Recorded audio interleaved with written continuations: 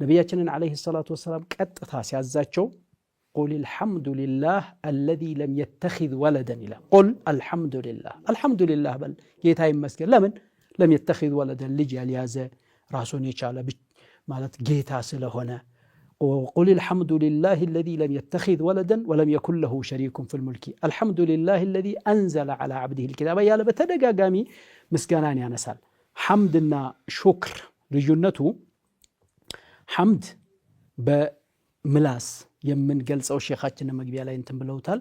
በምላስ የምንገልጸው ሐምድ ሲሆን አላሁ ሱብሓነሁ ወተዓላ ሐምድን ዚክር አድርጎ ነው የቆጠረው። ነቢያችንም ዓለይሂ ሰላቱ ወሰላም አልሐምዱሊላህ ተምለኡል ሚዛን ብለዋል። ከዒባዳዎች ውስጥ ሁሉ ሚዛንህን የሚሞላለህ የዚያን ቁስ ሳይሆን ስራ የሚመዘንበት በሆነው ቀን ሚዛንህን የሚሞላለህ ሐምድ ነው ብለዋል ነቢያችን ዓለይሂ ሰላቱ ወሰላም። ሹክር ደግሞ ሙቃቢለ አልኢሕሳን በተዋለልህ ውለታ ኢዕትራፍ ስትሆን የተዋለልህን ውለታ ባለቤቱን አውቀህ ከየት እንደተሰጠህ አውቀህ የሰጠህ ጌታ ተመስገን ያልክ እንደሆነ ፈሸከርተ ረበክ።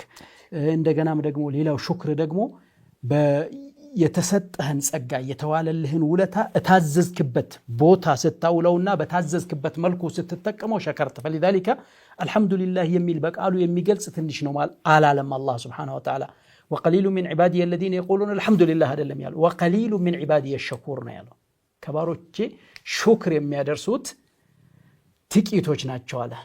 ከዚህ አንፃር ሹክር በጣም አስፈላጊ ነው። ሹክር ደግሞ ፋይዳው በጣም ብዙ ነው። ከዚያ ውስጥ የመጀመሪያው ዚያዳ ነው፣ ይጨምርልሃል። አላሁ ሱብሓነሁ ወተዓላ ስታመሰግን ይጨምርልሃል።